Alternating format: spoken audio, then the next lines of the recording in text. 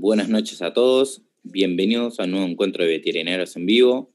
Les recuerdo a todos los participantes que cuando requieran utilizar el chat, por favor, ante el envío, marque la opción enviar a todos los panelistas y participantes. De esta forma, todos podrán ver sus preguntas o respuestas. Hoy tenemos con nosotros al doctor Víctor Magallanes y nos acompaña, como todos los jueves, el doctor Walter Nacelo, a quien le doy la palabra. Muchísimas gracias. Hola, muy buenas noches a todos. Muy buenas noches, Víctor. No sé si me están escuchando bien. Bueno, Víctor, antes que nada, agradecerte tu participación, siempre apoyando este rinconcito y sumándote a compartir. Y bueno, les cuento que Víctor es docente en el posgrado de emergencias que se va a dictar, o se está empezando, ya comenzó, ¿no? Creo. Comienza el 16. Comienza próximo. Así que bueno, el 16. Bueno, así que vamos adelante con tu presentación, Víctor, y muchas gracias nuevamente por sumarte y tu buena onda. Bueno, muchas gracias. Igual, muchas gracias por la invitación nuevamente. Un gusto compartir este rato con ustedes, un ratito para intercambiar un poquito de experiencia, de opiniones. Permítame saludar a todos mis compatriotas hoy en el Día de nuestra Independencia. Y bueno, la idea un poquito hoy era encarar el tema del síndrome de dilatación torsión bulbogástrico. Y en el título me gustó ponerle no todo se resuelve con la cirugía, porque uno tiende siempre a irse a buscar desesperadamente la cirugía, ¿sí? Y si bien la cirugía es parte de la solución, porque es necesario realizarla, hay un montón de trabajo previo y posterior a la cirugía que hay que hacer, sin el cual el éxito, creo yo, no sería posible, ¿sí? Por más que la cirugía salga bien. Entonces, vamos a hacer un pequeño repaso de todo este problema, sin aburrir mucho.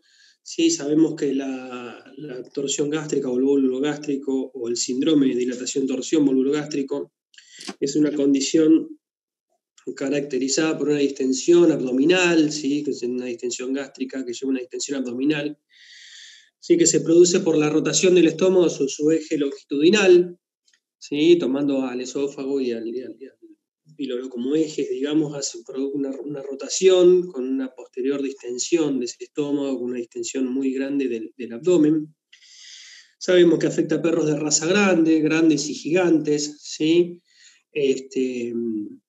Aunque ha habido descripciones de casos, ¿sí? de dilatación y de torsión gástrica en animales chiquititos, en razas pequeñas e incluso en gatos. Sí, personalmente a mí me tocó ver una vez en un pequinés un cuadro de estas características, sí, pero bueno, claramente la mayoría de la casuística está dada en razas grandes o gigantes, ¿sí? Generalmente está caracterizado por la posibilidad de vomitar o eructar, ¿sí? ese gas que se junta, es ese timpanismo que se produce, el animal no lo puede eliminar, por eso se va generando una cantidad de gas impresionante que el animal no puede eliminar, entonces no se puede aliviar en ese sentido. Y se va tornando en una emergencia médico-quirúrgica, ¿sí? Porque es necesario abordarla rápidamente, ¿sí? Para empezar a reducir los impactos hemodinámicos que va generando esto, ¿sí? Y ese es un punto importante a manejar desde el inicio, desde que el paciente llega. Y es una patología con un 100% de mortalidad en aquellos casos que no son tratados. Aquellos animales que no se tratan, que no llegan o que no son asistidos, sí mueren indefectiblemente. Entonces, la idea de esto es actuar con rapidez, ¿sí? Ni bien el paciente llega al consultorio. Por supuesto que cuanto más rápido el propietario lo pueda llevar a la consulta, más posibilidades de sobrevida va a tener. ¿Qué predisponentes hay? Sabemos que es un problema que es multifactorial, ¿sí? Hay un poco todavía un halo de misterio en cuanto a por qué se da esto, pero ya se sabe, ¿sí? Que las razas gigantes o grandes, con el amiguito que está en la foto a la cabeza, el ovejero alemán, son las más predispuestas a padecerlo, ¿sí? Tiene que ver muchas veces con la conformación anatómica que tienen, un tórax muy profundo, mesos largos, ¿sí? Un estómago con mucha capacidad, que cuando se llena también gana peso y queda pendulando un poco más, Sí, sabemos que los animales de más de 7 años, sí, o por lo menos en una estadística propia que tenemos nosotros, los animales con más de 7 u 8 años lo sufren más. Hay algunos estudios que hablan de lazos familiares, cuyos pacientes que han tenido torsión gástrica o síndrome de dilatación vólvulo, ¿sí? Tenían lazos directos de sangre con algunos de sus parientes que han tenido o que han padecido el síndrome. El temperamento, ese perro hiperkinético que no se queda quieto, que vive yendo y viniendo, aunque recién haya comido, está más predispuesto a padecerlo. ¿Sí? Las dietas, ¿sí? Algunos proponen que las dietas altas en lípidos los predisponen un poco más, ¿sí? Tal vez por la demora en el vaciado gástrico, por la digestión un poco más lenta. La voracidad del comer es un factor predisponente muy importante, esa forma de comer que genera aerofagia, que el animal, además de comer su alimento, traga muchísimo aire, los predispone mucho más. El ejercicio post-ingesta, sí, el ejercicio post-ingesta es un predisponente muy importante en estos casos, aunque también hay quienes proponen que un ejercicio moderado, después de la comida, moderado, no ese ejercicio que hace el mismo perro del que hablábamos antes, con temperamento tan inquieto, que vive saltando, que no se queda quieto, sino un ejercicio moderado, por ahí caminar un poquito después de comer, prevendría la aparición de este síndrome. Y hay quienes hablan que una esplenectomía previa puede predisponerlos, ¿sí? Se cree que porque el estómago queda con más lugar para moverse al no estar el vaso, y podría predisponerlo a padecer este síndrome, ¿sí? Entonces, ¿cómo es la presentación de estos pacientes? ¿Sí? Seguramente ustedes han atendido pacientes de este tipo y me gustaría ver que me vayan diciendo ustedes qué presentación tuvieron o qué es lo que vieron en los pacientes que se presentan con este tipo de problemas. Los escucho, o los leo, mejor dicho. ¿Cómo llegan al consultorio?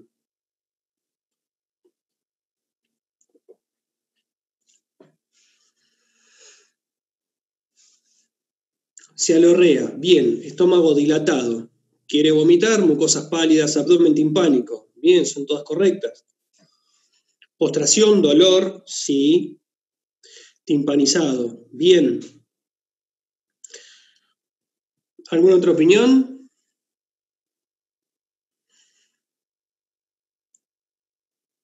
Disnea, hipotensión, bien.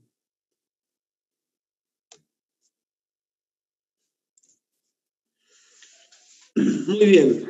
Vómito improductivo, perfecto. Distensión y timpanismo, sí, es lo más notorio a veces. Tengamos en cuenta lo siguiente. Perros con tórax muy profundo, ejemplo coli, ¿sí? Ejemplo galgo, con tórax muy, muy profundo, muchas veces. Ese timpanismo gástrico, ¿sí? Porque también va a depender de cuán timpánico esté el estómago, si lo van a poder ver detrás de la última costilla o no. Muchas veces queda comprendido, ¿sí? en lo que es las últimas costillas y no logra verse un timpanismo o no logra verse, ese es el término correcto, no logra verse ese timpanismo típico como el que se ve en la foto. Muchas veces tienen que hacer ustedes percusión para darse cuenta de que hay timpanismo porque el estómago está alojado detrás de las últimas costillas. Entonces, sí, el distensión, el timpanismo abdominal o gástrico es típico, ¿sí? Pero ojo que muchas veces lo van a tener que buscar ustedes. No va a estar tan a la vista como uno supone, ¿sí? Los vómitos improductivos, al generarse una torsión gástrica, generalmente hay imposibilidad de eliminar el gas, no se puede eructar, ¿sí? Muchas veces cuando hay dilatación de estómago sin que haya una torsión pasa lo mismo, porque si la distensión es muy importante cambia el ángulo, ¿sí? Del esófago con respecto al estómago y también impide el eructo, entonces no puede eliminar esos gases, ¿sí? La saliva afilante, la cialorrea que ustedes mencionaban anteriormente, también se ve cuando vomitan esa baba blanca, espesa, ¿sí? Que no es más ni medio que contenido esofágico que no puede ser llevado hacia el estómago, entonces vuelve, es lo único que larga, porque desde el estómago no viene nada, porque no pueden vomitar.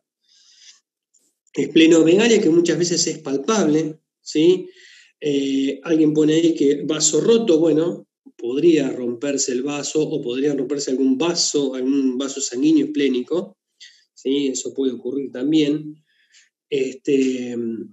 Y bueno, pueden encontrarlo de acuerdo a el tiempo que haya transcurrido desde que se le genera el vólvulo o de que genera el cuadro de síndrome de dilatación.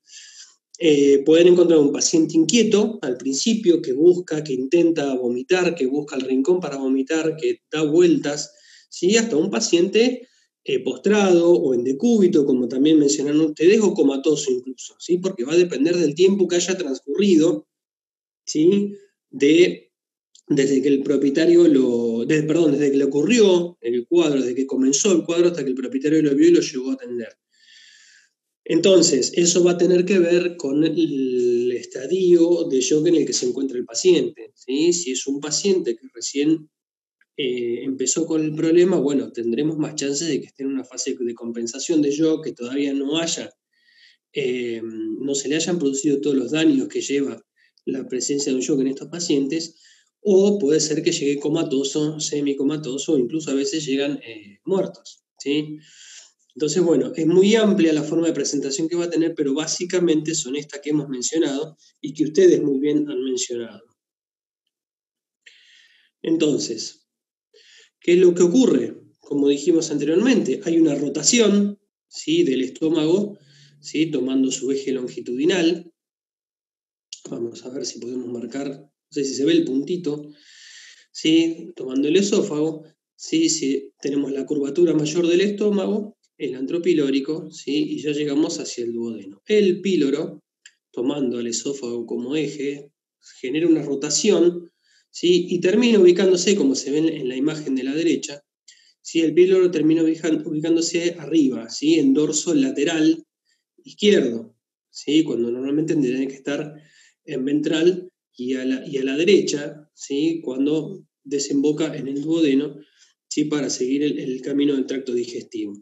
¿Sí? Esa rotación que se genera arrastra consigo aumento, ¿sí?, de la curvatura mayor y lo deja cubriendo al estómago, ¿sí?, el aumento. Eso se observa muy claramente cuando ustedes hacen la cirugía, ni bien abren y encuentran el aumento por encima, lo primero que encuentran, ¿sí? Eso ahí ya se dan cuenta de que el estómago está torcido. Eso tiene que ver, como decíamos antes, por el largo de los mesos, lo péndulo que es el estómago tiene mucha movilidad, ¿sí?, en las razas estas grandes, entonces puede producir este movimiento que les comentaba. Con esa flecha les quiero marcar cuál es el movimiento que hace el píloro. ¿Sí? Recuerden, el píloro que está ubicado normalmente ventral y a la derecha, ¿sí?, da una vuelta, depende también de la cantidad, o del grado o del ángulo de rotación que tenga, no siempre la rotación es completa, no siempre llega, ¿sí?, al punto de quedar en dorsal y a la izquierda, ¿sí? A veces hace una rotación menor, ¿sí?, que muchas veces es cuando el paciente llega y está simplemente dilatado, ¿sí?, tal vez no alcanzó a hacer la rotación completa, ¿sí?, en el camino o con las maniobras de lavaje gástrico que después vamos a evaluar, esa pequeña rotación se corrige y el paciente no necesita la cirugía.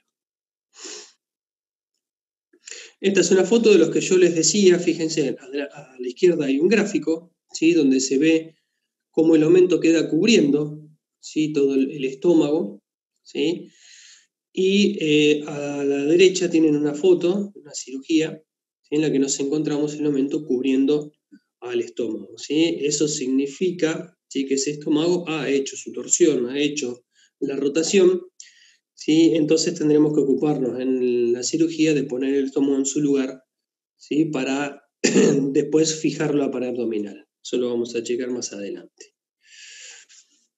Entonces, bien, ¿qué es lo que está pasando en ese paciente? ¿Sí? Porque hasta ahora dijimos, hay una dilatación abdominal, una dilatación gástrica, perdón, una torsión del estómago. Pero ¿qué implica todo eso? ¿Sí? ¿Por qué les digo yo que no todo es la cirugía? Ese timpanismo va a generar ¿qué? Un aumento de la presión intraabdominal, lo cual va a generar una caída del retorno venoso por compresión de la vena cava caudal y de la vena porta, ¿sí? Ya ahí, al tener una obstrucción en el retorno venoso, ¿sí?, vamos a tener lo que se llama un shock obstructivo, es decir, va a haber un volumen de sangre muy importante que no va a volver al corazón. Si no vuelve al corazón, ¿sí? o si la cantidad de sangre que vuelve al corazón es mucho menor, ¿sí? El corazón no va a tener un correcto llenado ventricular, ¿sí? Entonces tampoco va a tener un correcto gasto cardíaco. Entonces vamos a empezar a tener a nivel cardíaco lo que se llama un fallo de diástole. ¿Sí? Va a haber una menor carga de volumen.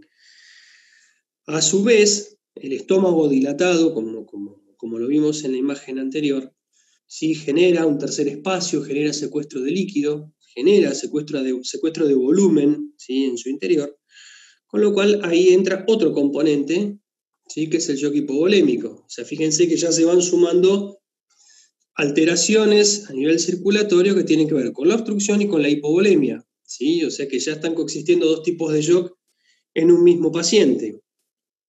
Puede haber un sangrado de las arterias gástricas cortas, que generalmente lo hay, ¿sí? Lo hay, generalmente cuando ustedes abordan quirúrgicamente al paciente encuentran sangre en la cavidad abdominal que tiene que ver con estas arterias que sangran, ¿sí?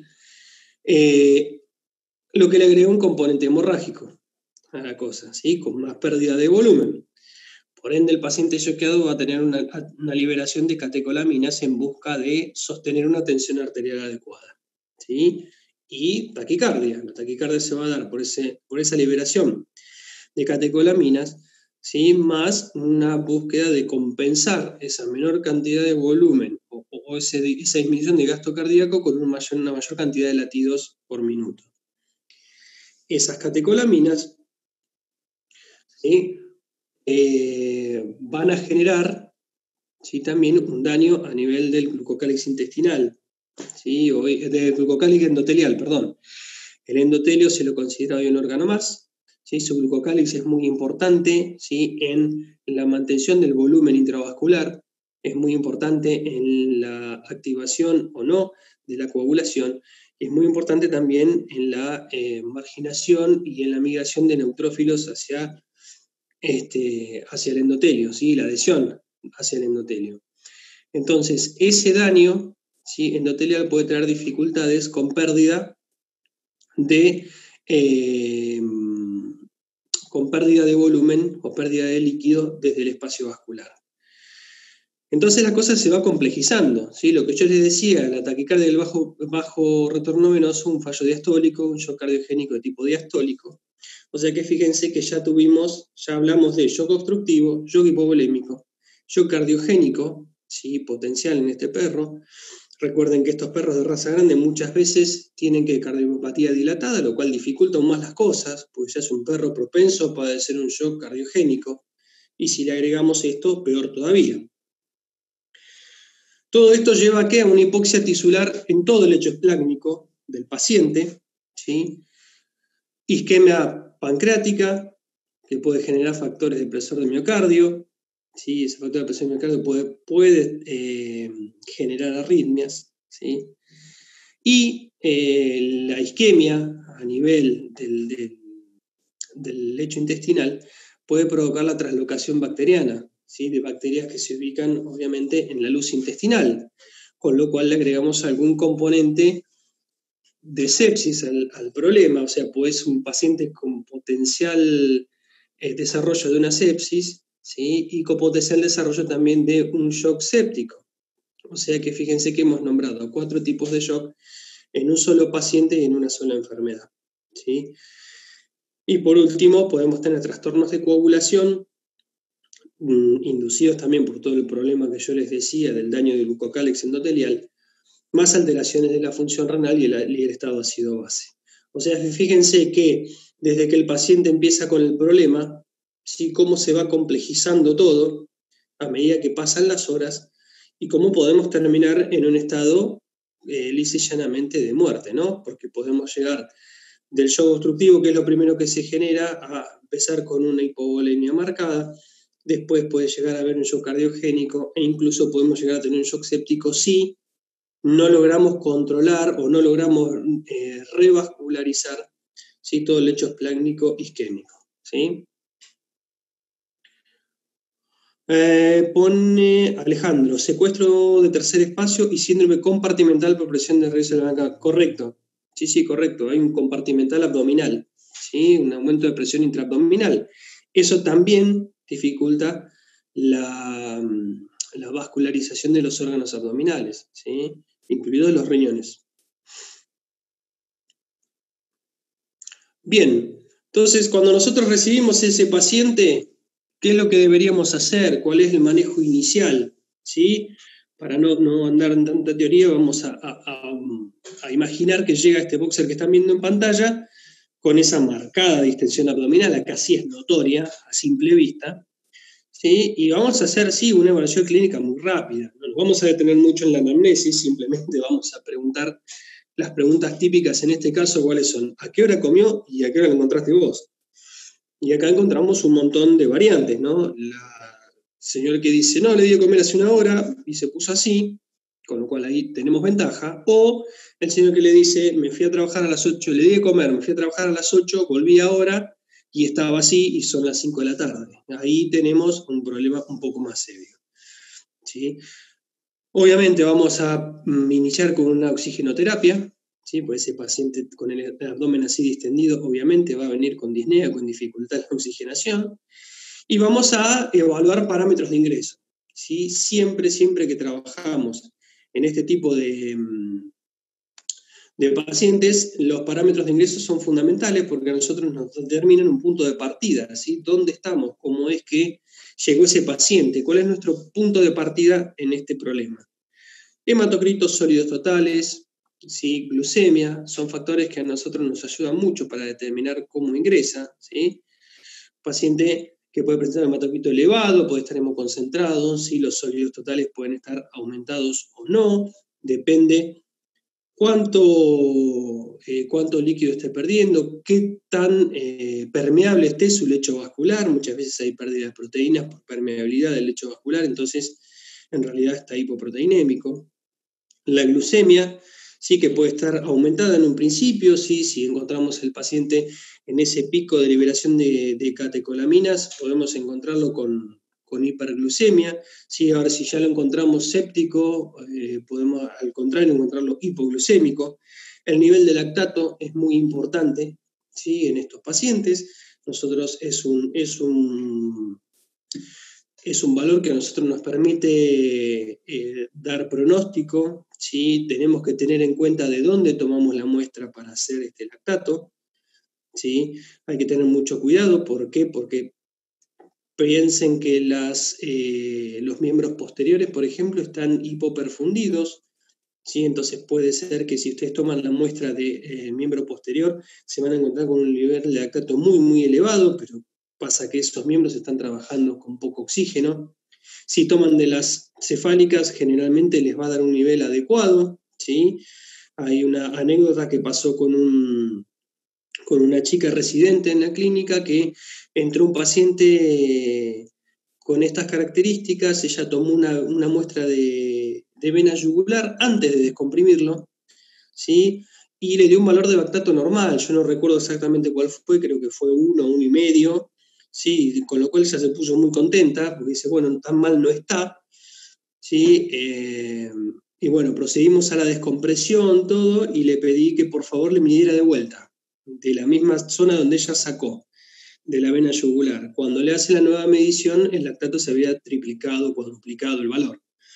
¿Por qué? Porque cuando empezó a recircular toda la sangre que estaba obstruida, ¿sí? Que estaba ocluida en el abdomen, ¿sí? Los valores de lactato se pusieron a un nivel real, digamos. Se mezcló la sangre que venía desde el abdomen con la sangre que estaba medianamente bien oxigenada, ¿sí? En la parte craneal del paciente, ¿sí? Entonces, hay que tener mucho cuidado cuando se hace la medición de lactato, ¿sí? En qué momento se hace y de dónde se toma la muestra, ¿sí? Por lo general de vena yugular está muy bien, pero lo ideal es hacerlo después de la descompresión, cosa de ustedes tener un real valor de lo que está pasando con el paciente. Gases en sangre, de ser posible realizarlo, ¿sí? Ionograma, pH sanguíneo, ¿sí? Esto también es muy, muy útil para poder dar un pronóstico. Un pH sanguíneo muy bajo, ¿sí? Da idea de que el paciente está en una situación muy complicada, muy comprometida, porque ya estuvo trabajando su organismo con muy baja tensión de oxígeno y se produce una acidosis láctica o una acidosis metabólica, porque tal vez si los riñones han dejado de funcionar, ya estamos con un paciente en acidosis metabólica severa. Y la presión arterial es importante también tener, ¿sí?, para determinar cómo viene la reanimación o cómo llega hemodinámicamente ese paciente. Todos estos parámetros nosotros los tomamos al ingreso para saber dónde estamos. ¿Por qué? Porque posteriormente, ¿sí?, o en el mismo momento que vamos haciendo esas mediciones, vamos a cateterizar la vena cefálica o las venas cefálicas, porque realmente necesitamos reponer bastante volumen en poco tiempo. Entonces, ponemos catéter a nivel de las venas cefálicas. Recuerden no colocar los catéteres en las safenas, por el mismo motivo que hablábamos hoy. Las venas safenas van a estar, el flujo sanguíneo, ¿sí?, de retorno venoso de la cavidad abdominal y de los miembros posteriores va a estar ocluido, ¿sí?, por esta obstrucción que genera el estómago tan distendido. Entonces, canalizar las venas safenas no reporta ningún beneficio para el paciente. Y después sí vamos a proceder a la descompresión gástrica con sonda orogástrica y sí prepararnos para la cirugía en caso de que sea necesario.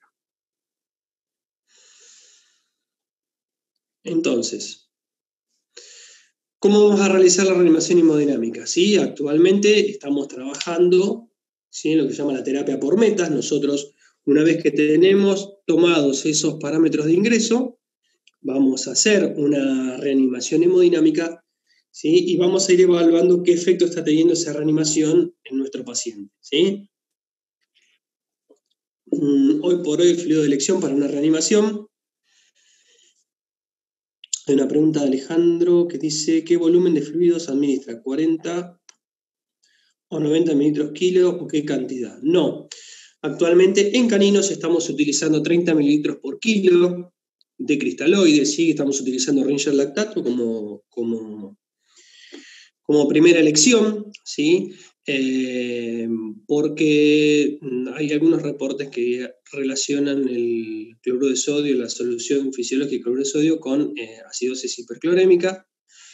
Entonces, inicialmente usamos Ringer lactato en bolos de 30 mililitros por kilo, evaluando la evolución. Hacemos un bolo, volvemos a tomar parámetros, ¿sí?, y generalmente hacemos hasta 3 bolos de 30 mililitros por kilo, ¿sí?, y vamos viendo cómo va impactando en el paciente, ¿sí? ¿Qué significa cómo va impactando? Si logramos corregir los parámetros hemodinámicos que trajo al ingreso.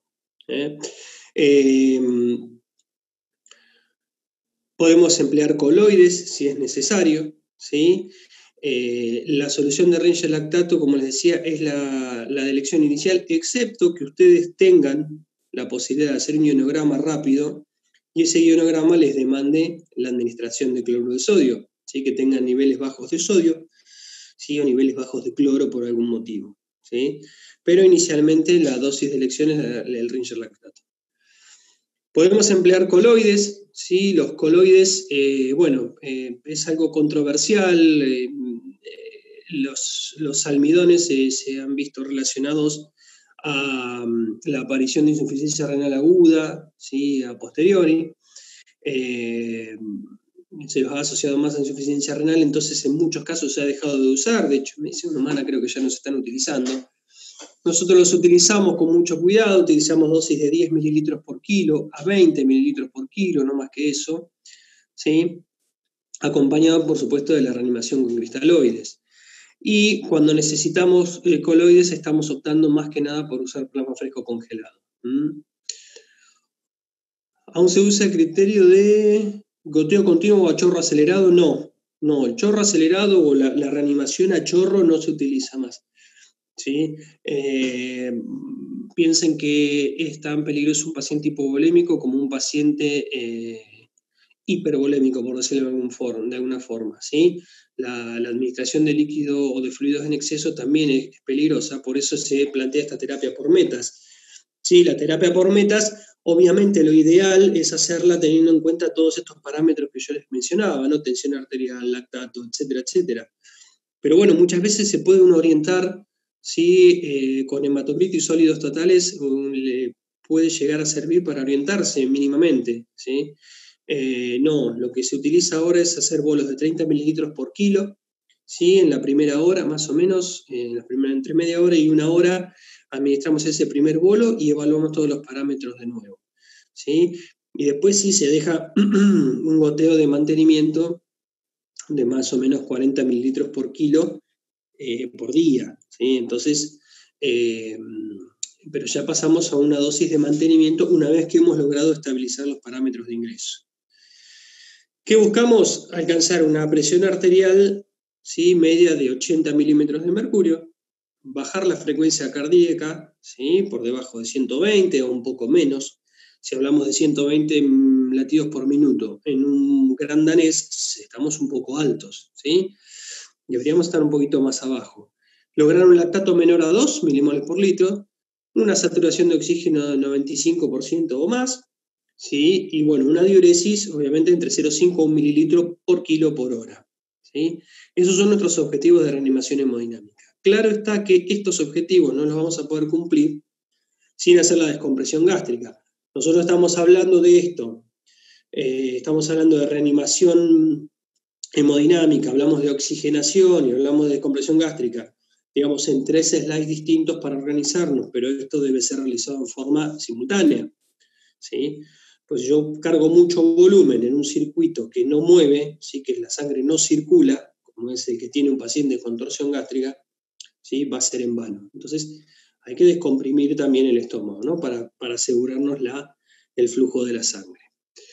El soporte ventilatorio de este paciente, o respiratorio mejor dicho, hay que oxigenarlo, ¿sí? Lo que habíamos dicho al principio, ese estómago tan distendido comprime esa craneal del diafragma, ¿sí? Impide la correcta expansión de la caja torácica, por ende es un paciente que va a venir con hipoxia seguro. Si le sumamos que es un perro de edad que pueda tener una fibrosis pulmonar, etcétera, etcétera, bueno, la dificultad va a ser aún mayor. Entonces, inmediatamente nosotros tenemos que oxigenar en máscara, inicialmente por lo menos, ¿sí? Para aliviarle al paciente esa aflicción respiratoria. Una máscara de oxígeno nos garantiza más o menos una fracción inspirada de un 40%, ya le estamos mejorando mucho la cantidad de oxígeno. Y bueno, la intubación endotraqueal muchas veces es necesaria y de hecho es un paso previo al sondaje orogástrico, así que ya con una intubación endotraqueal nos garantizamos administrar el oxígeno al 100%, a presión positiva si es necesario, ¿sí? De manera de que el paciente esté lo mejor oxigenado posible, ¿sí? Y después sí procedemos a la descompresión gástrica. Entonces, fíjense que ya hicimos un acceso venoso, administramos fluidos, empezamos con la administración de fluidos, con la reanimación hemodinámica, empezamos con la oxigenación del paciente y ahora hacemos el sondaje orogástrico, con el fin de ¿qué? De descomprimir ese estómago. Nosotros descomprimiendo el estómago vamos a permitir, al menos parcialmente, ¿sí? Que el flujo de la vena cava caudal, ¿sí? Se normalice, ¿sí? O vuelva, ¿sí? a correr en forma normal y logremos un retorno venoso adecuado, ¿sí? Entonces esa descompresión gástrica la hacemos con sondas, nosotros como la que ven en la foto, ¿sí? Sondas de PVC transparente. El calibre va a depender del paciente, ¿sí? Si es un boxer tendrá un calibre, si es un gran danés será mucho más grande, ¿sí? El paciente ya está intubado del paso previo que les había mencionado.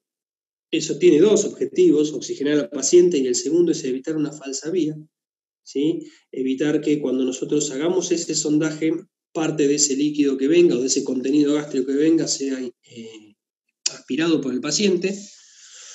Recuerden para eso inflar el balón del tubo endotraqueal y muchas veces vamos a necesitar punzar el estómago de ese perro, ¿sí? Muchas veces la distensión es muy importante, el ángulo gastroesofágico queda muy cerrado y no se puede pasar la sonda. Entonces vamos a necesitar punzar el abdomen para sacar un poco de gas y que se corrija un poquito la posición del estómago y la sonda pueda pasar y así descomprimir del todo y lavar con agua tibia el estómago, ¿sí? Para sacar todo el contenido que sea posible. Muchas veces no van a sacar todo el contenido, va a seguir un poco timpanizado porque el estómago, al estar torcido, queda compartimentalizado, quedan 2 compartimentos, bueno, y ustedes con la sonda por ahí acceden a uno solo. Entonces, bueno, sacarán todo lo que puedan de ahí, ¿sí? Habrá que definir en todo caso después si el paciente ha padecido una torsión de estómago o simplemente ha estado dilatado. Y con esto, como les dije, restituimos el retorno venoso. ¿Qué pasa? Nosotros restituimos el retorno venoso, está buenísimo, ¿sí? Pero tengamos en cuenta que a veces no, siempre en estos casos está latente el peligro de los daños por reperfusión, ¿sí? Entonces, algo que vamos a agregar en el goteo, ¿sí?, de este paciente es la lidocaína. Vamos a hablar un poquito más adelante de eso. ¿Con qué se da al paciente? Muchas veces el paciente lo sedamos.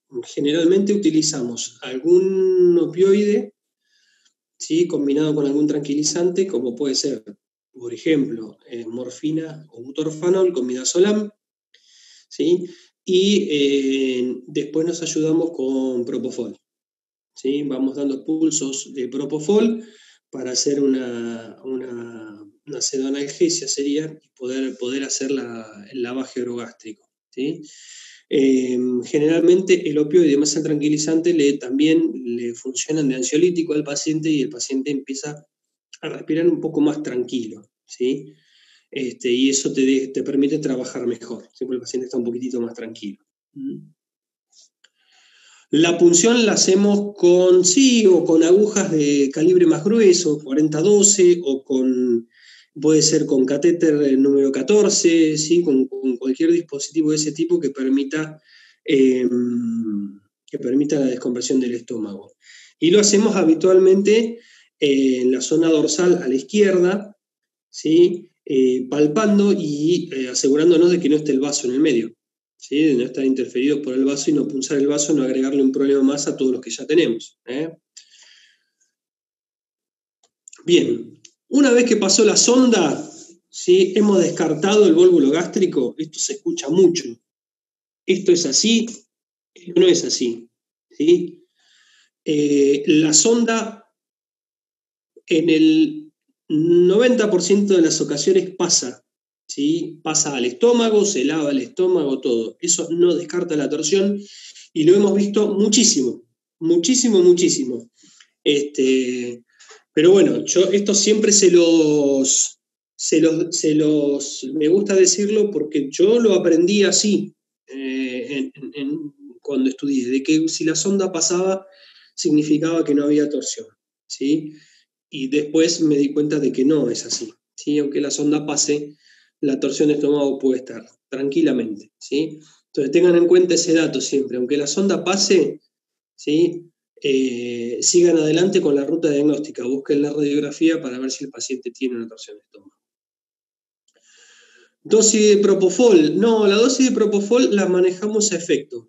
Si yo no recuerdo mal, los productores hablan de 2 miligramos por kilo, pero yo la manejo a efecto, ¿sí?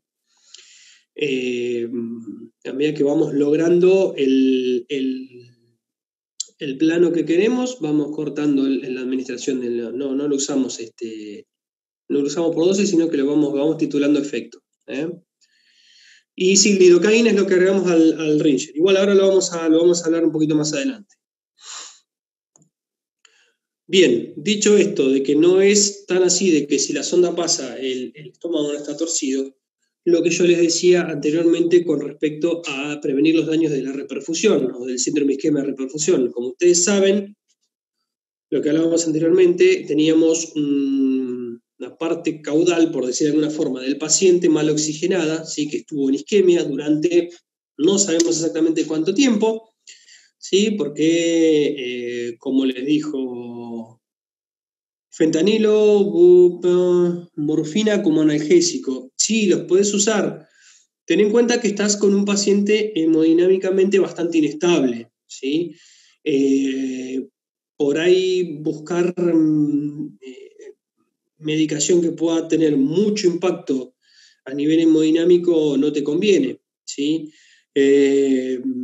Ahí habría que buscar, sí, lo mejor para el paciente que vos tenés. También va a depender de los parámetros de ingreso que vos tengas, ¿sí?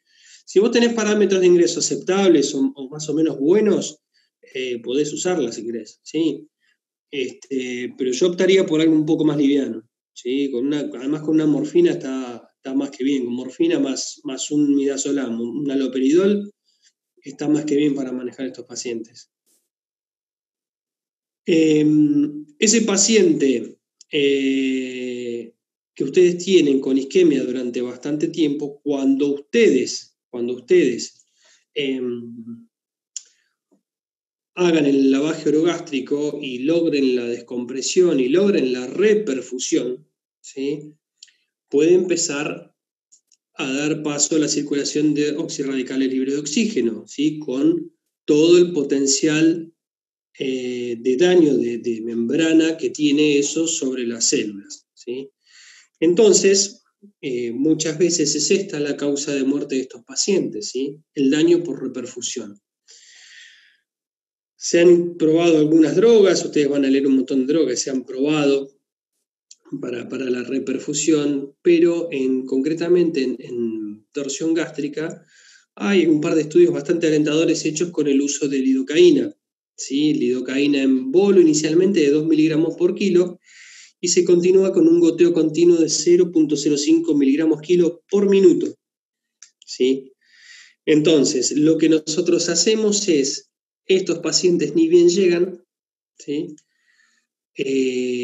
Abrimos, porque yo les decía de cateterizar las dos venas cefálicas, porque en una hacemos la reanimación de volumen y en la otra ponemos otro goteo con la lidocaína, ¿sí? La lidocaína la ponemos desde el primer momento, ¿sí? De manera cuando nosotros logremos la descompresión, ¿sí? Ya tengamos la droga circulando, ¿sí? Y evitemos los daños por reperfusión o los atenuamos, ¿sí? Esto es solamente observacional, no tenemos ningún estudio hecho científicamente, digamos, pero hemos visto que la mortalidad a partir del uso de la lidocaína ha bajado y bastante, ¿sí? Alguien pregunta, ¿la lidocaína evitará dolor y la taquicardia supraventricular se pone en bolos hasta corregir? Sí, también tiene efecto analgésico en goteo la lidocaína. Y también este goteo te ayuda a prevenir las arritmias que puedan aparecer después. Entonces fíjense que una droga que es muy barata, si administrada a goteo, puede prevenir varios inconvenientes de los que podemos tener a partir de este problema, ¿sí? Entonces tenganla en cuenta, nosotros la usamos de rutina y la hemos empezado a usar no solamente en estos pacientes, sino en todos aquellos que nosotros sospechemos que puedan tener algún daño por reperfusión. ¿Sí? Síndromes de aplastamiento, síndrome compartimental pélvico, ¿sí? Ese tipo de inconvenientes que tranquilamente podemos tener a partir de una reperfusión, la estamos utilizando.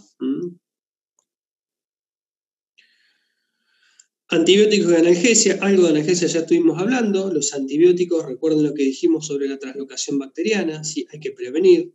¿Sí? Hay que tenerlos en cuenta y utilizarlos, ¿sí? Nosotros lo que trabajamos son combinar, hacer una cobertura de amplio espectro que contemple anaerobios, ¿sí? Recuerden que va a haber, en intususcepción la usan de rutina, a veces la hemos utilizado en intususcepción y la hemos utilizado también en vólvulos intestinales, ¿sí? Y la hemos utilizado en torsión de vaso también, ¿sí? La lidocaína, en todos aquellos problemas que puedan llegar a tener efectos de reperfusión.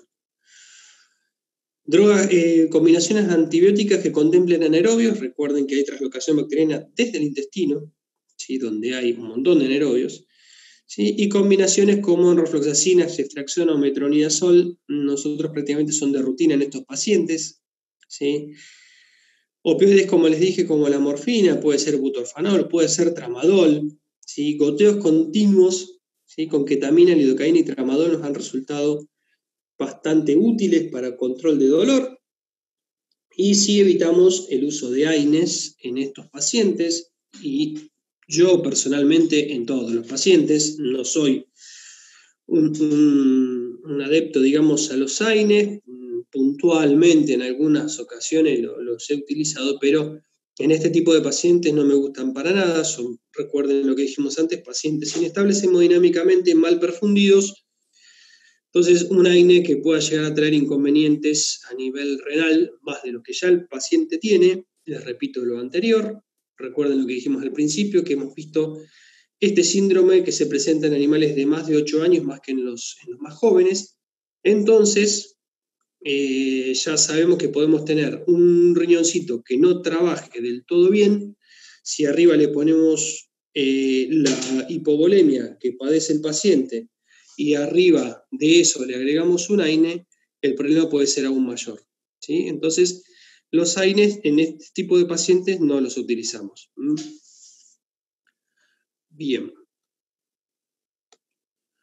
El tramadol podrá ejercer apoyo solo acompañado de ketamina y lidocaína, o tramadol solo, o individual es suficiente. Sí, de acuerdo al grado de dolor, ustedes pueden ir evaluando si combinan 2, 3 drogas o si le dejan una sola. No, a veces hemos utilizado goteos solos de tramadol, por ejemplo, y sirve también.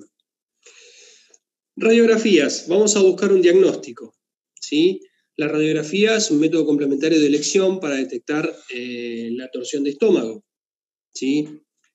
Como tienen la imagen que se ve en pantalla, ¿sí? Ustedes tienen el estómago distendido con un RAFEN dorsal y el píloro arriba, ¿sí? Eso claramente es una imagen de torsión de estómago. No hay muchas dudas más, este paciente tiene que ir a cirugía. Ahora, ¿qué pasa si nosotros no tenemos la posibilidad de tomar una placa radiográfica? Les pregunto, dentro de las próximas 3 horas, 2-3 horas. ¿Qué hacemos? ¿Llevamos a este paciente a cirugía o no? ¿Ustedes qué opinan? Ya hicieron el lavaje gástrico, la sonda pasó correctamente, lo pudieron lavar. ¿Sí? Pero no tiene la posibilidad que un radiólogo, no tiene la posibilidad de acceder a una radiografía en las próximas 2-3 horas. ¿Ustedes qué opinan?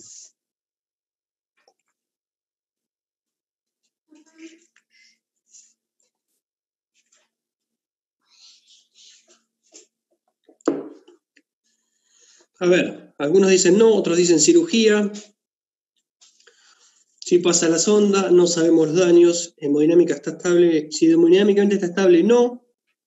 Hay que ver si dilata de nuevo. Hay que estabilizar. Bien. Lo dijo internado hasta encontrar radiólogo. Le hago cirugía igual. Bien, perfecto. Si la torsión es latente, tendrá que fijar la pared del estómago. Bien. Esto que yo tengo en pantalla es un dato de la clínica donde yo trabajo.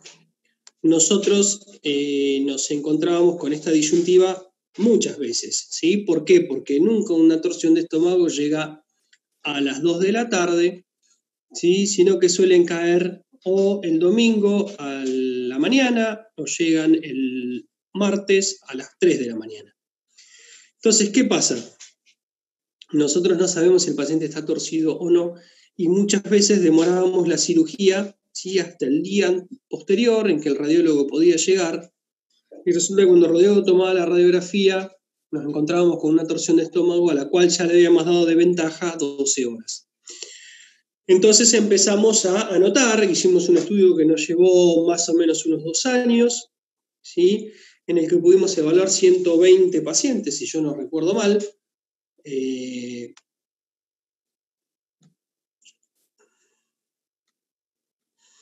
Y nos encontramos con una mayoría, en un 86% de los casos, ¿sí? Nos encontrábamos que los pacientes tenían torsión de estómago. ¿Por qué? ¿Qué empezamos a hacer?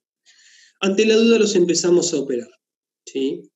Cuando nosotros no conseguíamos un radiólogo que nos pudiera dar un diagnóstico certero, rápido, si en 2, 3 horas, 4 horas a lo sumo, lo llevábamos a cirugía, ¿sí? Y nos encontramos con una enorme mayoría de pacientes que presentaban torsión de estómago, ¿sí? Muy por encima de los dilatados, y un mínimo porcentaje de pacientes que estaban realmente impactados, ¿sí? O sea, que habían comido una gran cantidad de comida y el estómago estaba impactado, no había generado gas.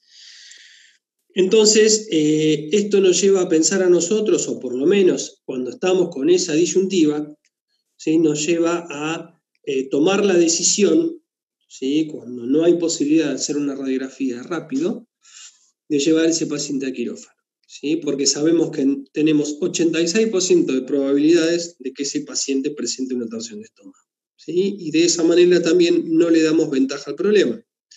Si lo dejamos ese estómago torcido durante 10, 8, 10 o 12 horas más, ¿sí? Hay ocasiones en que la torsión de estómago,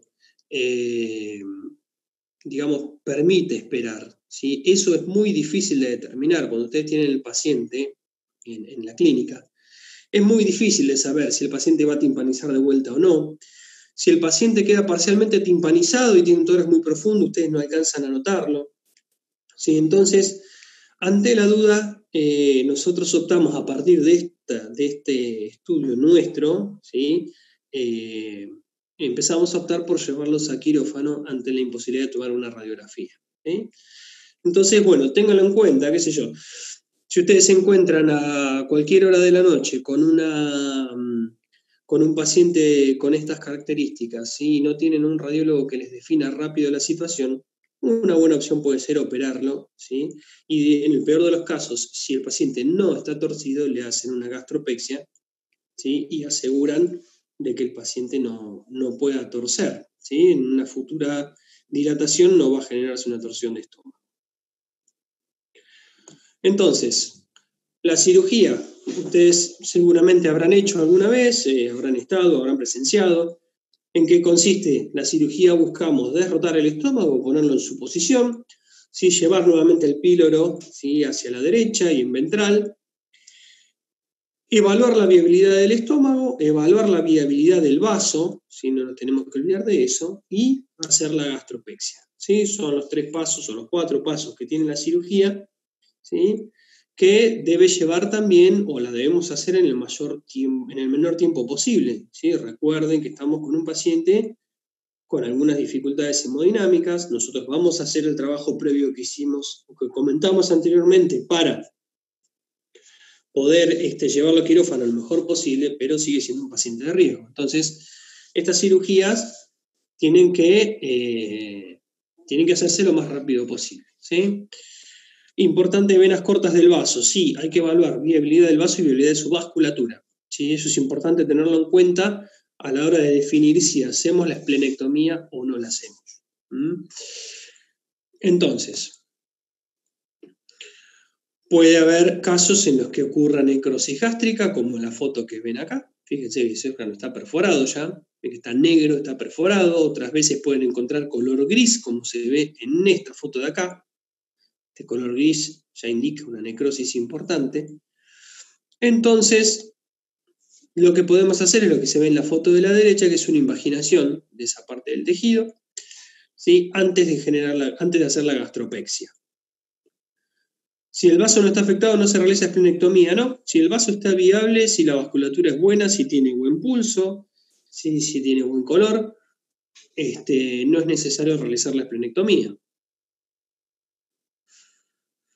Y la gastropexia, ¿sí? Que consiste en la fijación del antropilórico a la pared del abdomen, ¿sí? A la derecha, ¿sí? Van a leer básicamente tres técnicas quirúrgicas para esto: la presilla de pantalón, que es la que están viendo ahí, ¿sí? La músculo muscular o la circuncostal. Cualquiera de las tres brinda efectividad, ¿sí? La presilla de pantalón por ahí es la que a mí más me gusta. La circuncostal puede ser muy efectiva, pero lleva más tiempo porque hay que sacar la última costilla, etcétera, etcétera. Yo prefiero hacer esta, o la músculo muscular, que consiste en hacer cortes en la pared, corte en la muscular del estómago y suturar, ¿sí? Porque son más rápidas, ¿sí? En paciente que necesita un poco tiempo quirúrgico, estas son más fáciles, más rápidas para hacerlas. No hace falta resecar la pared necrosada, no siempre se puede hacer, pero no siempre. Muchas veces con la invaginación es suficiente, ¿sí? Sobre todo si la superficie no es muy grande. Pero generalmente con una invaginación es suficiente. Evaluar el vaso, como dijimos, esta foto que tienen acá no es de un paciente con torsión de estómago, pero yo se la quería poner para que no nos olvidemos de evaluar el vaso. Ustedes terminan de hacer la gastropexia y hay que evaluar el vaso. ¿Sí? Esta foto es de una torsión de vaso. Fíjense, la flecha les está marcando cómo está el meso del vaso, ven que está retorcido. ¿Sí? Y si ustedes siguen el vaso parece una espiral. Este vaso estaba gigante, ¿sí? Y bueno, la esplenectomía se realizó. Recuerden cuando tienen esto, porque a veces el vaso acompaña al estómago y también puede presentar cierta rotación del meso. Si van a hacer la esplenectomía, como en este caso, hay que hacerla así como está, hay que quitarlo, ¿sí? No derroten, ¿sí? Porque el daño por reperfusión que puede haber al derrotar el vaso directamente puede matar al paciente, ¿sí? Así como viene, hay que tratar de hacer las ligaduras y quitar el vaso, ¿sí? Entonces, recuerden que la cirugía tiene esos 3 pasos, o esos 4 pasos, ¿sí? Derrotar el estómago, evaluar su viabilidad, evaluar la viabilidad del vaso y la gastropexia, ¿sí? Son esos 4 pasos que hay que hacer en quirófano, ¿sí? Como parte de resolver este síndrome de dilatación gástrica o síndrome de dilatación torsión volvulogástrico. ¿Por qué yo les hablaba de lo que hay que hacer antes y lo que hay que hacer después? Porque esto sigue en el posoperatorio, ¿sí? No es que termina con la cirugía, ¿sí? Tiene que seguir controlado bajo hospitalización. Son pacientes de terapia intensiva, son pacientes de terapia intensiva desde el momento que entran a la clínica, ¿sí? Y así deben ser tratados. Evaluación y tratamiento de arritmias cardíacas. Solemos nosotros, bueno, durante la cirugía está monitoreado permanentemente y en las horas posteriores se le van controlando mediante electrocardiograma la posible aparición de arritmias. La aparición de arritmias también disminuyó mucho a partir del uso preventivo de la lidocaína en busca de evitar daño de reperfusión. Como efecto secundario beneficioso nos dio el que las arritmias cardíacas prácticamente no han aparecido, ¿sí? Posteriores a la cirugía. La lidocaína como primera droga de ataque, la amiodarona también se puede utilizar, pero les repito, a partir del uso de lidocaína para prevenir daño de reperfusión, las arritmias prácticamente no han aparecido, ¿sí? Podemos empezar a utilizar, una vez que el estómago está en su lugar, promotores del vaciado gástrico, la metoclopramida, vieja y querida metoclopramida, 0,2 miligramos por kilo cada 8 horas. Y si utilizamos drogas antiácidas como el omeprazol, ¿sí? A 0,5 a 1 miligramo por kilo cada 24 o cada 12 horas, ¿sí? Dependiendo de la evolución del paciente. Pantoprazol es otra opción, 1 miligramo kilo cada 24 horas, perdón. Ese es vía oral. El omeprazol nos da la ventaja de que está la forma inyectable en forma endovenosa, es muy práctica. Y usamos nosotros por lo menos habitualmente tapizantes gástricos con el sucralfato, ¿sí? Una sal que una vez que llega al estómago con el ácido promueve la producción de mucus y de bicarbonato a nivel gástrico, perdón, la producción de prostaglandinas y por ende la mayor producción de mucus y de bicarbonato, ¿sí? Generando un efecto de tapiz gástrico. Y seguimos evaluando, por supuesto, los parámetros hemodinámicos del paciente, ¿sí? Seguimos viendo cómo está su hematocrito, su sólido, su lactato, saturación de oxígeno, tensión arterial. Si podemos repetir medio interno, repetimos medio interno, evaluamos el ionograma, ¿sí? Una cosa que me olvidé decirles es que el estómago, ¿sí? Distendido así, trabaja también como cuba de captación de potasio. Muchas veces son pacientes que al ingreso están hipopotasémicos. Entonces es bueno ir controlando, y recuerden que la hipopotasemia, la hiperpotasemia también puede producir arritmias. Entonces está bueno ir controlando los niveles de potasio a medida que vamos progresando, ¿sí? En el tratamiento del paciente.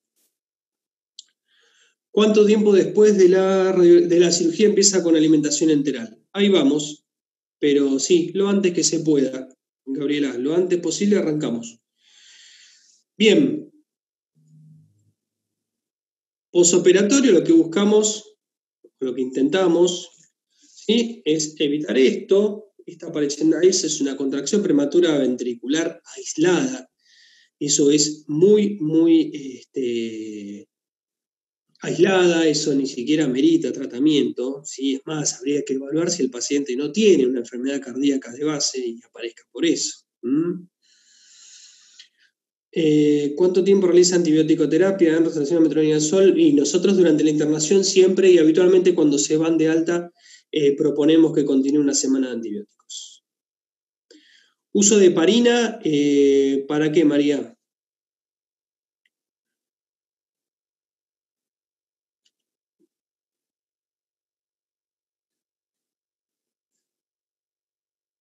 Heparina no utilizamos en estos casos, pero no sé vos por qué lo decís.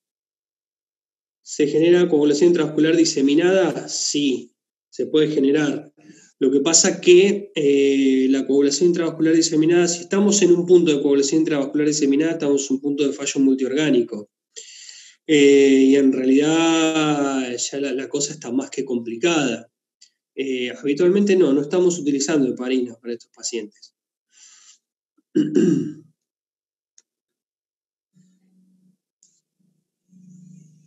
Que me perdí. El posoperatorio, ¿qué antibióticos utiliza? Generalmente damos el alta pidiendo que le den una combinación de 2 antibióticos, al menos utilizamos enrofloxacina y metronidazol, teniendo en cuenta el proceso que padeció el paciente.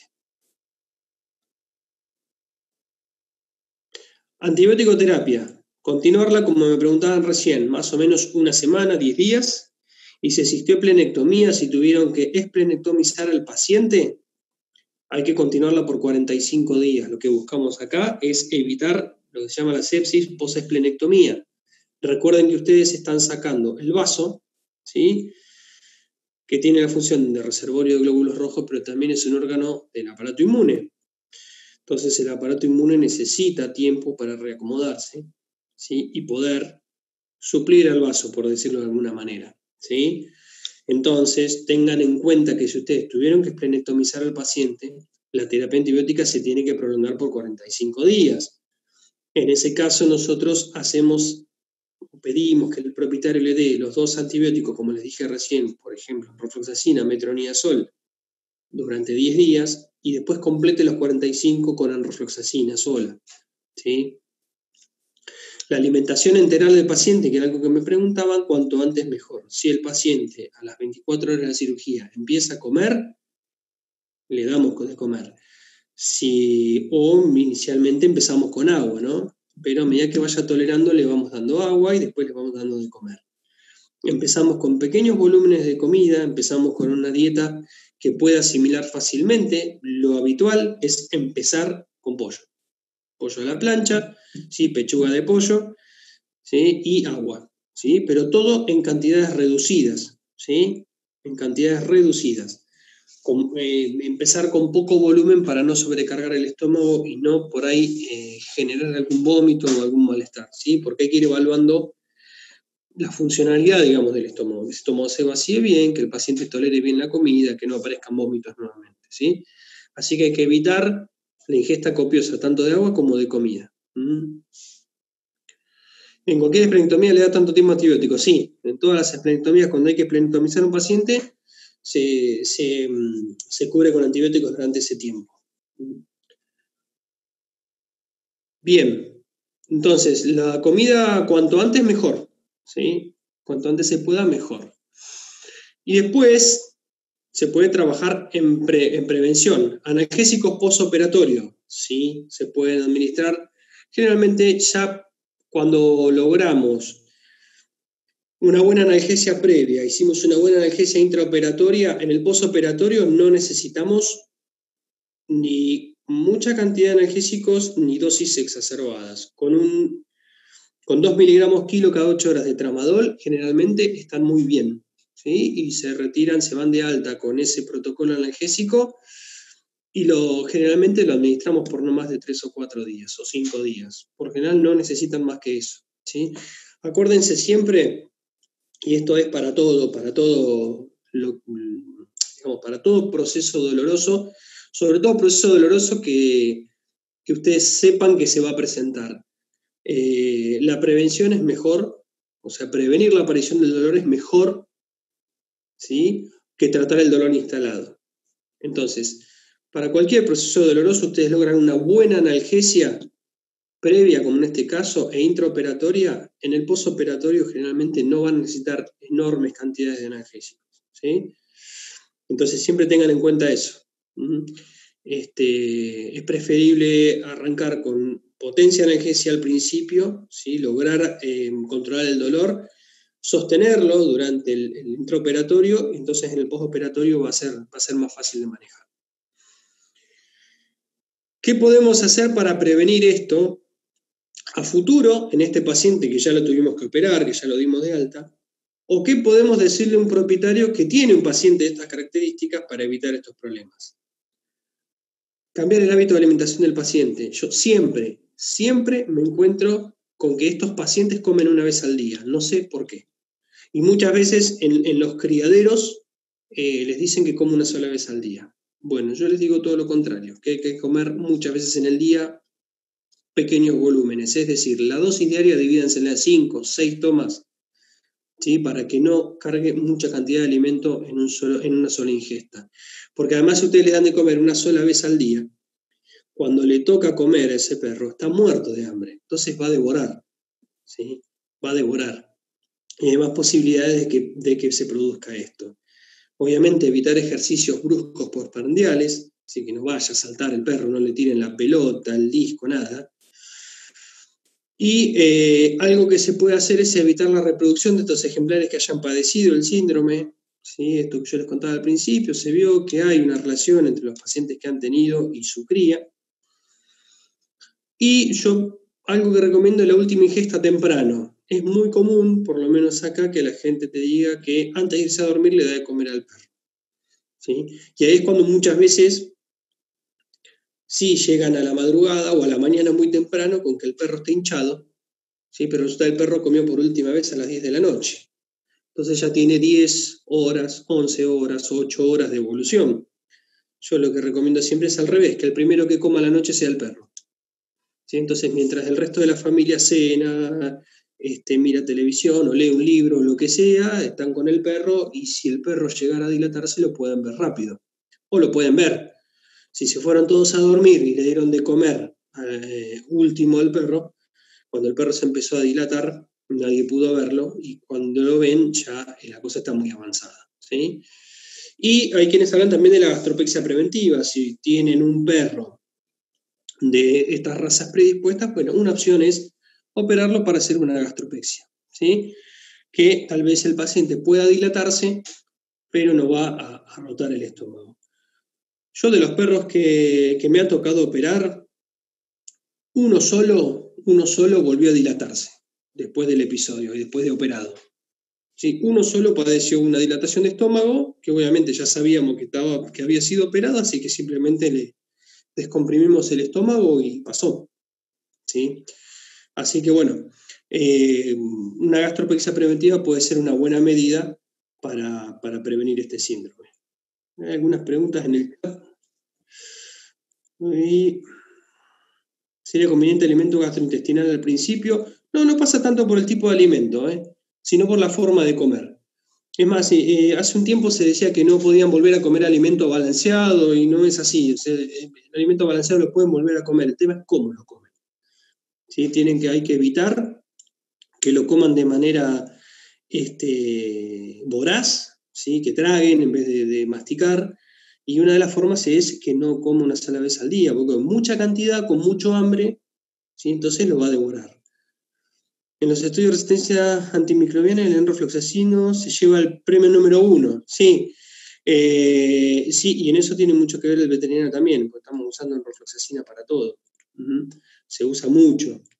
Alternativas tenés como alternativas, sí, podés usar cefalexina, podés usar ciprofloxacina, norfloxacina, podés valerte de algún otro. Sí, pues nosotros, por lo menos hasta ahora, problemas de resistencia no hemos tenido. Pero sí es cierto que es muy utilizado y a veces mal utilizado, entonces sí, va a llegar el momento en que no va a servir más prácticamente, porque va a ser, los microorganismos ya son resistentes muchos, y en el caso de la ENRO puede ser que estén empezando a aparecer. ¿Qué puedo hacer para evitar reacciones cutáneas? Las prolongadas terapias con antibióticos. He visto reacciones de 21 días. Sí, pero la reacción cutánea puede ser una intolerancia del paciente. Ojo, me ha pasado no cutáneas, pero tener intolerancia digestiva. Que el paciente empiece con vómitos o que empiece con diarrea, que no lo tolere bien, no, hay que rotarlo. Y si hay una reacción cutánea por antibióticos, es muy probable que haya un problema de sensibilidad, ¿sí?, al antibiótico, ¿sí?, que sea ese el problema. Así que eso, tengan en cuenta eso. Obviamente, si van a plantear una terapia de 40 días o 45 días, la aparición de alguna reacción adversa los tiene que alertar para o rotar el antibiótico y buscar otra alternativa. Protocolos de anestesia durante lavaje gástrico y cirugía. Protocolo de anestesia para lavaje gástrico, nosotros manejamos alguna pseudoanalgesia, como les decía, usamos algún opioide, que puede ser morfina, butorfanol, el mismo tramadol puede ser, ¿sí?, acompañado de algún tranquilizante, ¿sí?, como puede ser midazolam, diazepam, haloperidol. También el haloperidol me gusta mucho, ¿sí? Y después titulamos efecto con propofol para lavaje gástrico.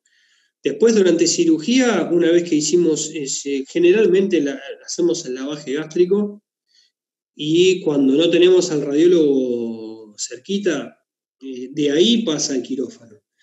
Así que generalmente está ya sedado, inducido con el propofol, ya está intubado y terminamos de inducir y sostenemos con sevoflurano o con isoflurano, cualquiera de los dos, gases inhalados para el mantenimiento de la anestesia quirúrgica. Así que básicamente el protocolo es ese tanto para lavaje como para cirugía.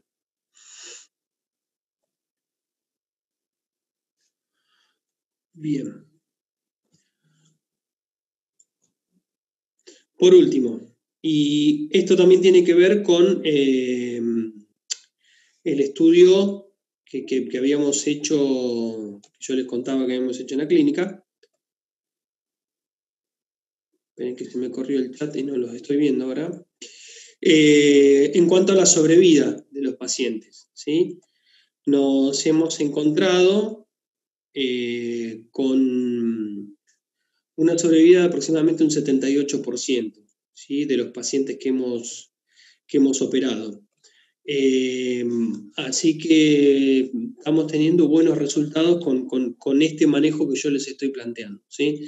Hemos tenido un 4% de eutanasias, o sea, eso es, digamos, algo que no sabíamos a qué nos iba a pasar con esos pacientes, si los operábamos, si íbamos a tener suerte de poder salvarlos o no, ¿sí? Y un 18% de fallecidos, ¿sí? Muchos de estos fallecidos son pacientes que llegaron con muchas horas de evolución, que ya estaban realmente muy mal o llegaban en estado comatoso, ¿sí? Entonces realmente no teníamos chance de tener éxito. Muchas veces a nosotros nos pasa, es un centro de derivación que muchas veces somos segunda o tercera instancia de atención, o sea, el paciente ya viene de otros lugares, entonces cuando llegamos realmente ya es tarde. Pero bueno, estamos con una buena tasa de sobrevida, pero bueno, yo soy de la idea de que siempre se puede mejorar un poco, así que bueno, esperemos poder a futuro tener un porcentaje un poquito mejor que el que tenemos de sobrevida, ¿sí? Pero bueno, también esto nosotros lo pudimos mejorar. Hubo dos cosas que nos ayudaron mucho: el uso de la lidocaína, ¿sí?, para prevenir los daños de reperfusión, y después el hecho de ir a cirugía lo antes posible, ¿sí? Y si no tenemos la posibilidad de confirmar el diagnóstico mediante una radiografía, hacer directamente la cirugía le ahorró tiempo al paciente, ¿sí? Y le restó tiempo al proceso patológico para seguir avanzando. Entonces eso nos ha ayudado a mejorar la sobrevida. ¿Qué porcentaje de vida tiene de acuerdo? ¿Dónde está? A las horas que haya ocurrido la torsión y se justifique la cirugía por los costos al dueño. Bueno, algo de porcentajes acá en pantalla estamos, con un 78-80% de sobrevida. Yo creo que es un porcentaje más que aceptable como para justificar una cirugía. Hay dos porcentajes importantes. El porcentaje de torcidos que nos encontramos nosotros, ¿sí? De los pacientes que entran con este síndrome, el 86% están torcidos. ¿Sí? Entonces, ya eso amerita que ante la imposibilidad de tener una radiografía rápido, vaya a quirófano. ¿Sí? Porque tenemos, es un 86 contra un 14 que no. Y respecto de la sobrevida, si hablamos de un 78-80%, también es un porcentaje importante, ¿sí? Como para que se justifique el gasto, ¿no? Así que bueno, y esto, como te digo, son datos nuestros, propios de la clínica, así que, digamos, te hablo en primera persona, digamos. Y digamos, a nosotros nos ha resultado muy útil poder determinar esto porque nos permite también resolver más rápido este tipo de situaciones. ¿En qué momento se debería aplicar la lidocaína para prevenir la reperfusión? Desde el momento que ingresa. En el momento que el paciente ingresa, que vos ya sabés que vas a tratar de descomprimir, ¿sí? Ya sea con un sondaje orogástrico más la punción de estómago si te hace falta, ponés la lidocaína. El paciente ingresa y se le pone un catéter en una cefálica para dar volumen, ¿sí? Esa cantidad que yo les dije de 30 mililitros por kilo, y en el otro brazo le ponen otro catéter para hacer el goteo de lidocaína. ¿Sí? Desde el momento que ingresa, de manera que ustedes cuando hagan la descompresión la droga ya esté circulando. Me llama la atención que no puedan realizar RX en el momento en la clínica, que uno tiene equipo propio. Tenemos un equipo, pero no es nuestro, lo maneja el radiólogo. ¿Sí? Entonces no siempre está el radiólogo disponible en ese momento. ¿Sí? Y también cuando son las 3 de la mañana, el radiólogo difícilmente lo encontremos.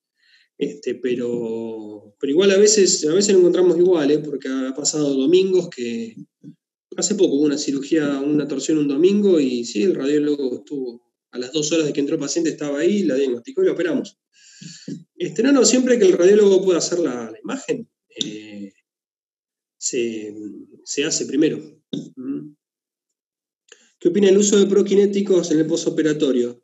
Sí, se pueden utilizar. El prokinético ayuda mucho, ¿sí? Sobre todo ayuda justamente en el vaciado gástrico y para que el paciente empiece a comer lo antes posible. Sí, si nosotros utilizamos, más que nada usamos metoclopramida. Es el que usamos de elección, es más, empezamos con dosis endovenosas desde el momento que lo sacamos de cirugía, una vez que ya sabemos que está hecha la gastropexia, que el estómago está en su lugar, lo empezamos a utilizar. ¿Qué recomiendan en necrosis de la mucosa gástrica? Nosotros hacemos básicamente imaginación de la mucosa. Resecar la parte necrosada se podría hacer. El problema con eso es que corres el riesgo de desparramar líquido en el peritoneo y generar una peritonitis en un paciente que cuanto menos problemas le generemos, mejor. ¿Sí? Entonces, generalmente con la imaginación es suficiente. Igual, cuando hay necrosis gástrica, la cosa ya está muy complicada, ¿sí? Hay menos chances de sobrevida. Van a leer que esto olvidé decirles, van a leer que los niveles de lactato por encima de 6 implican la presencia de necrosis gástrica. La verdad, a mí ese parámetro no lo pude corroborar yo en vivo. Hemos visto pacientes con 8 o 10 puntos de lactato y no presentaron necrosis gástrica. Igual esto que yo les digo está hecho en un estudio, o sea, hay gente que lo ha hecho y que lo ha visto. A mí no me ha pasado, ¿sí? Pero bueno, son esas cosas que tiene esta patología, que hay cosas que te las encontrás y otras que no. Entonces, bueno, eso es un dato que está en la bibliografía, habla de niveles arriba de 6 de lactato que hablan de necrosis gástrica. Nosotros no pudimos encontrar esa correlación, o no se nos dio, pero ténganlo en cuenta porque está en la bibliografía. O por lo menos saber que si estamos por arriba de 6, ahí las chances de sobrevida disminuyen un poco. ¿Cuánto tiempo se administra metronidazol en caso de esplenectomía? El metronidazol lo hacemos durante una semana, más o menos, tanto como para prevenir, recuerden lo que les dije, que el intestino estuvo hipoperfundido, pudo haber habido traslocación bacteriana. La conclusión, teniendo en cuenta el título de... ¿Cuáles serían los casos en donde no se resuelve con cirugía? No, te puede pasar de no resolverlo con cirugía si fue simplemente una dilatación de estómago, nada más. En caso de que haya sido una dilatación de estómago, vos lograste el vaciado gástrico, que también lo hemos hecho y nos ha pasado, haces la radiografía y no te encontrás la imagen de torsión. En ese caso fue solamente una dilatación. El manejo hemodinámico y de oxigenación es el mismo.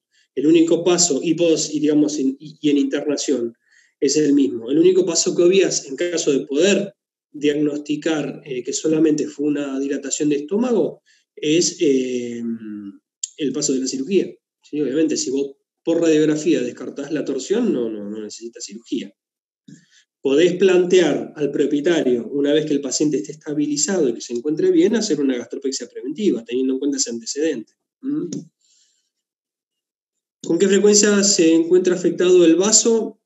En lo que yo te puedo decir de mi experiencia, pocas veces. Pocas veces ha tenido o mal color, o estaría desgarrado, o muchas veces sí presentaba trombosis serias en la vasculatura esplénica, ¿sí? Que incluso sin buen pulso en la vasculatura esplénica, que ahí hubo que sacarlo. ¿Sí? Cuando vos te encontrás con un vaso con dudas, lo mejor es sacarlo. ¿Sí? Ante la duda hay que lo esplenectomizás. ¿Sí? Porque muchas veces estás ahí, te parece que sí, que no, y estás en la duda, bueno, sacalo. ¿Podría repetir cómo se hace la punción para descomprimir? Gracias. La punción...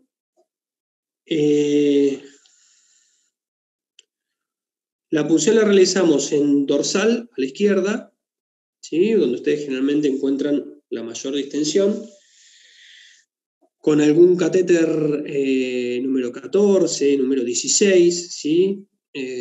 O con alguna aguja de calibre un poco más grueso, 40-12, por ejemplo, para sacar un poco de gas, ¿sí? Para descomprimir un poquito, ir aliviando la presión que hay en ese estómago y ya con eso también mejorando un poquito el retorno venoso.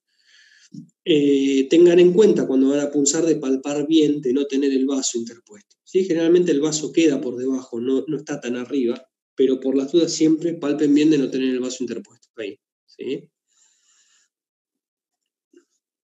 El manejo del paciente que llega hasta la cirugía es fundamental para la sobrevida, sí, es importante.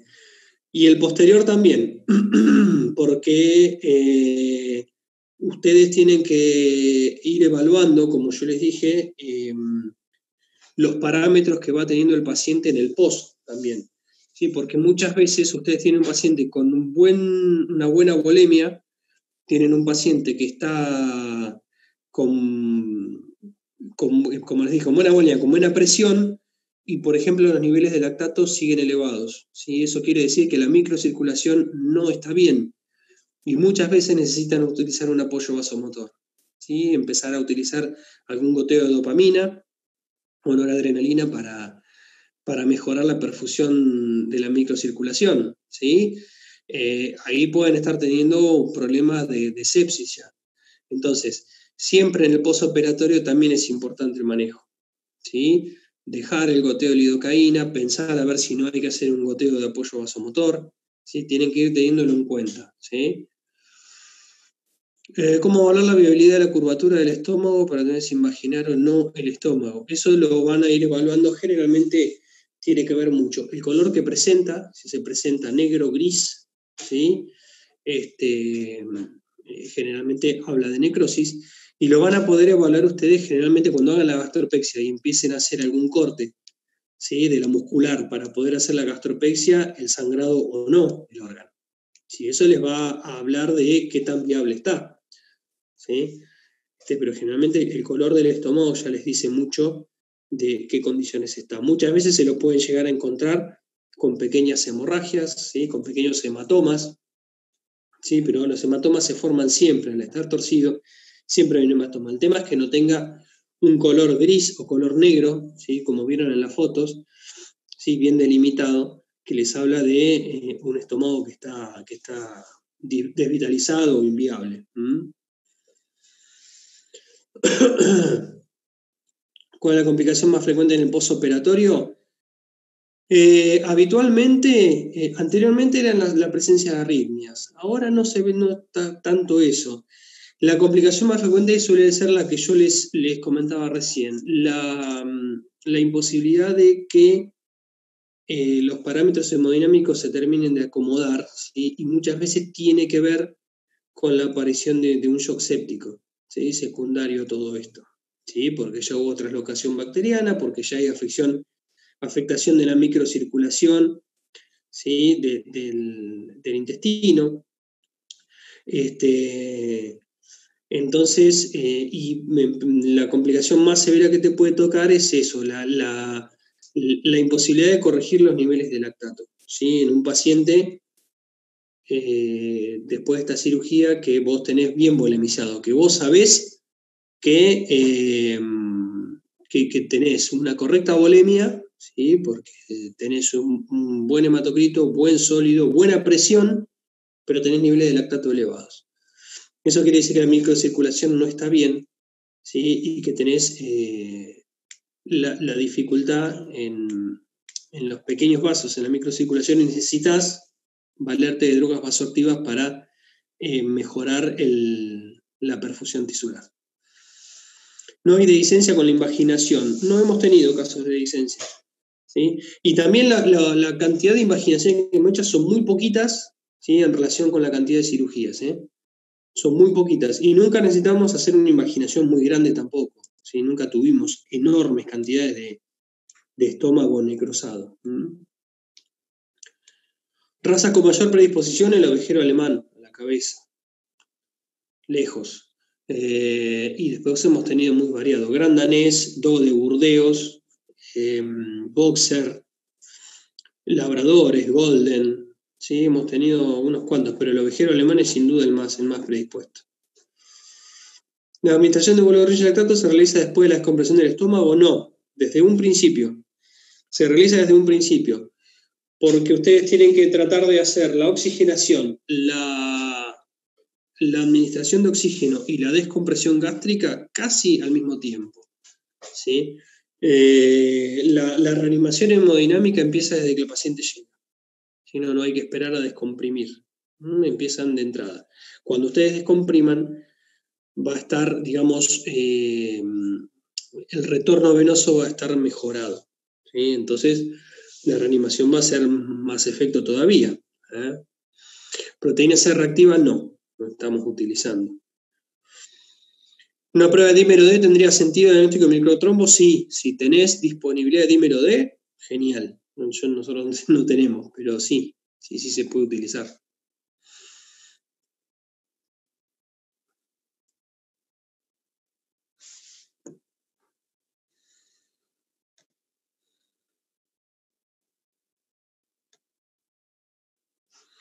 ¿Qué hacer en torsión gástrica en un perro con parvovirus? ¿Se hace el mismo procedimiento? Y si existiera un perro con parvovirus con torsión gástrica, se sacó todos los números, che. Sí, el procedimiento debería ser el mismo, lo que pasa es que las posibilidades son mucho menores todavía. Pensá que un paciente con parvovirus se lo considera un modelo de shock séptico, o sea que ya está trabajando con un paciente séptico, ¿sí? O en shock séptico. O sea, ya que desde ese punto de partida estamos complicados. De todas maneras, supongamos que vos tenés que hacer ese trabajo, y yo lo que haría es el mismo procedimiento, pero arrancaría de entrada nomás con un goteo con dopamina o con un apoyo vasomotor de movida. Porque, bueno, sería un problemón. Pero sí, el procedimiento sería el mismo, pero yo arrancaría un apoyo vasomotor de entrada nomás, ¿sí? ¿Se puede hacer gastropexia preventiva en una raza con predisposición? Sí. Si vos le explicás al propietario las posibilidades que el perro tiene de tener este tipo de problema, lo grave que es, la gastropexia preventiva se puede plantear. Tengo un paciente sin lengua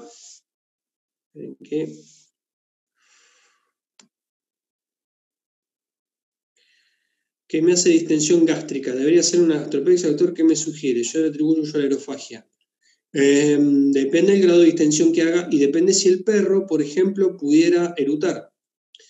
Si el perro hace la distensión pero eruta, no vas a tener problemas, ¿sí? Si no tiene lengua por la forma de comer que tiene, seguramente tragará aire.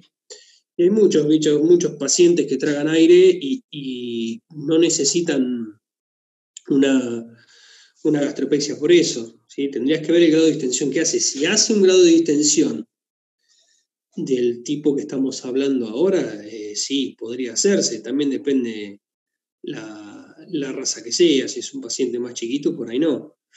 Pero habría que ver qué grado de distensión hace y si tiene la posibilidad de erutar. Si tiene la posibilidad de erutar y sacar ese gas, no va a hacer falta. Lactato alto, también administro range de lactato, sí. Sí, administrar el range de lactato no hay problema. Digamos, no hay una correlación. Sí, porque anteriormente se pensaba que no había que utilizar range de lactato en pacientes con lactato alto, pero no tiene relación eso. De hecho, el lactato baja. Muchas veces cuando administramos range de lactato, después de los primeros bolos, del primer bolo de range de lactato, el lactato desciende, ¿sí? Así que no tiene que ver con eso.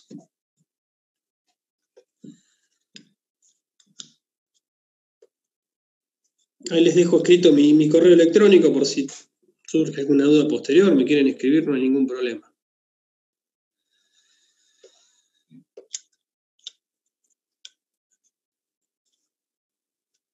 Si tienen alguna duda más, ahora no hay problema. Yo les agradezco mucho la atención.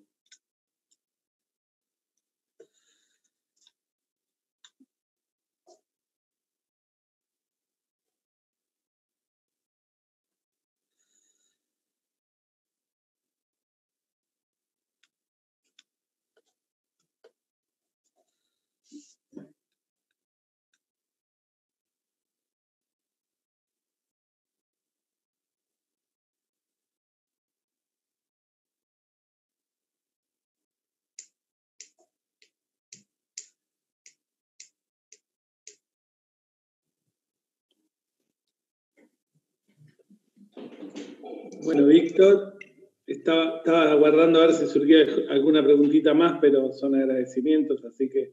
Sí, por lo pronto.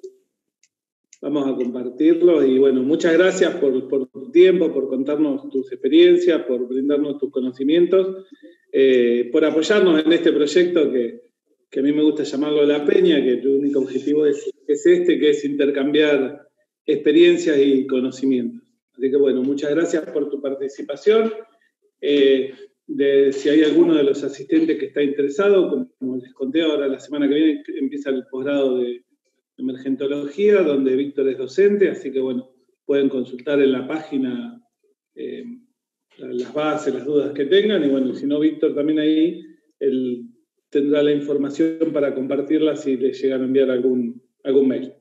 Así que bueno, muchas gracias a todos, muchas gracias al moderador que nos hace el aguante y a la gente veterinaria en web que nos cede en este espacio. Muchas gracias, Víctor. Muchas gracias, Walter. Y bueno, muchas gracias por la invitación otra vez y nos vemos. Muchas gracias. Un saludo a todos y nos vemos, si Dios quiere, el próximo jueves. Muchas gracias, doctores, por la participación. Les recuerdo a todos los participantes que a partir de mañana podrán encontrar el link con el desgrabado de la clase del día de hoy en el campus virtual.